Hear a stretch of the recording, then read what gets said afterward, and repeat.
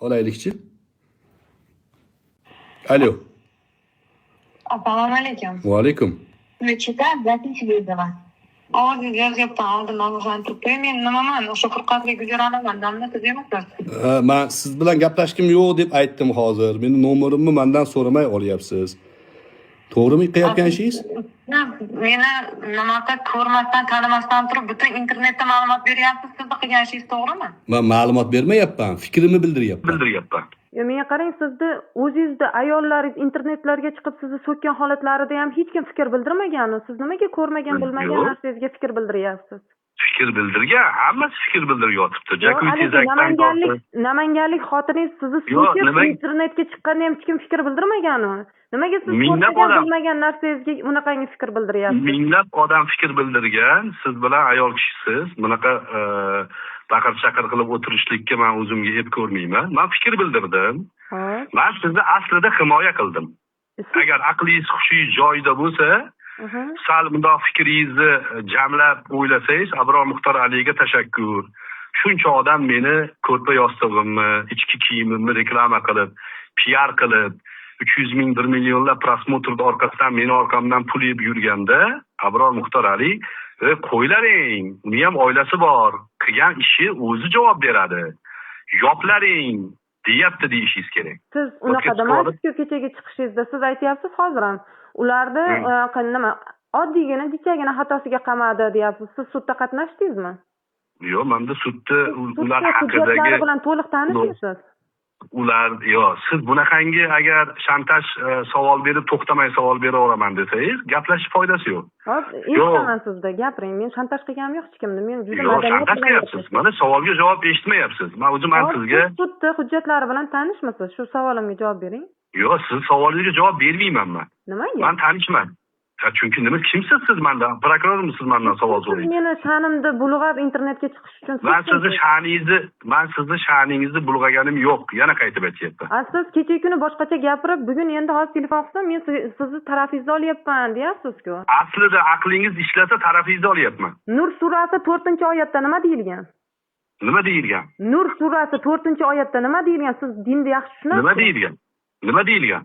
Zinoga 4 ta nima guvohing bo'lmasa, unaqa zino haqida guvohlik bermagin degan. Siz nimaga unaqa dinni tushunib turib shunaqa deyapsiz? Qayerda men sizni zino qildi dedim? Kecha kuni zinoni tarafini olyapsan dayuslar deb aytdingiz-ku. Yo'q, o'sha faxsh ishlarni tarafini olyapsanlar dedim. Qayerda faxsh ishni ko'rdingiz? Kimni tayindaligini aniq ko'rdingizmi? Yo'q, videoda ko'rib turibman, siz yalang'och o'tiribsiz o'tda. Siz imonni o'sha holatda zinoni ko'rdingizmi ko'zingiz bilan? Yo'q, men zino gapirayotganim yo'q. Siz kecha kuni zinoni gapirdingiz. Agar zino qilinmagan bo'lsa, sizni jazoingiz qanaqa bo'ladi? Yo'q, siz bunaqa montaj qilmang. Siz eringizni chaqiring-da, eringiz bilan keling gaplashamiz. Erim uyda mazasi yo'q, yotibdi. Men boshqa joydaman. Bo'ldi, eringiz tuzalganda, eringiz bilan keling gaplashamiz. Yo'q, siz hozir men savolimga javob bering endi. Javob bermayman sizni savolingizga. Nimadan qochyapsiz endi? Haqiqatdan men qochayotganim yo'q. Siz hozir butun boshli tizimga tuhmat qilyapsiz. Menga bemalol tuhmat qilyapsiz. Agar tuhmat qilsam, Alloh ham jazoimni bersin, o'sha qonun ham jazoimni bersin. Nimaga meni qamamadi? Jazo berib turibdi-yu, sizni ustingizdan hech kim shikoyat qilayotgani yo'q. Yo'q, unda nimaga meni sud qamamadi? Ichki ishlarga tuhmat qilyapti. Nima uchun qamaydi sizga? Ichki ishlar sizdan ariza ustingizdan yozsa, keyin ko'rib chiqadi. Yozmasa qamamaydi. Ular yozgan, sudda hujjatlari bilan tanishmasmisiz? Yo'q, siz ustingizdan yozgan bo'lsa, uni sud hal qiladi deyapman men. Xo'p, agar ular haq bo'lsa, nima uchun qolgan 9tasiga 417 bilan buni jarohatlariga oydinlik kiritilish kerak, o'sha zo'ravonlik holatiga deb qaytardi hujjatni. Yo'q, ular isbotlangani yo'q. Birorta sizni da'voingiz isbotlangani yo'q. 417 bilan nima uchun sud qaytardi bularni o'sha jarohatlarni? Eringiz bilan birga keling, gaplashamiz. Domla, siz meni eshiting, javob bering. Eringiz eshitmayman, siz nomahramsiz menga. Men sizni eshitmayman. O'zingizni mahramlaringiz ham internetda yuradi-ku, ulardan nimaga himoya qilmaysiz? Siz nima deyapsiz? Himoya qilganim uchun o'tiribman. Ayollaringiz internetda yurgan bo'lsa, sizni nima deb atash kerak? U mavzuni sizni mavzungizga aloqasi yo'q. Meni ayollarim yalang'och videolar chiqqani yo'q. Yalang'och kunga tushmaydi deb kim garantiya beradi? Agar Alloh aytadi-ku, Alloh aytadi-ku, birovning holatidan kulmagan, o'shani kuniga tushmaguncha o'lmaysan degani. To'g'rimi? Hech kim kulayotgani yo'q. Achinyapti odam. Zakaz oldingizmi? Yo'q, men zakazga ishlamayman.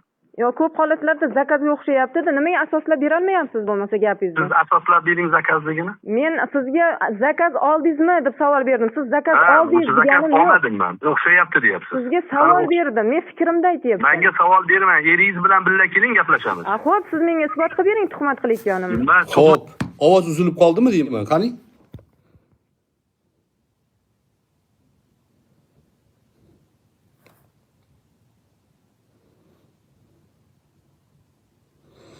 Telefon bo'ldi-da menga o'shanga ovoz o'chib qoldi menimcha. Ovoz yo'q, ha? Xo'p. Ovoz uzildimi, uzilmadimi? Eshitilyaptimi ovoz? Alo, ovozim eshitilyaptimi?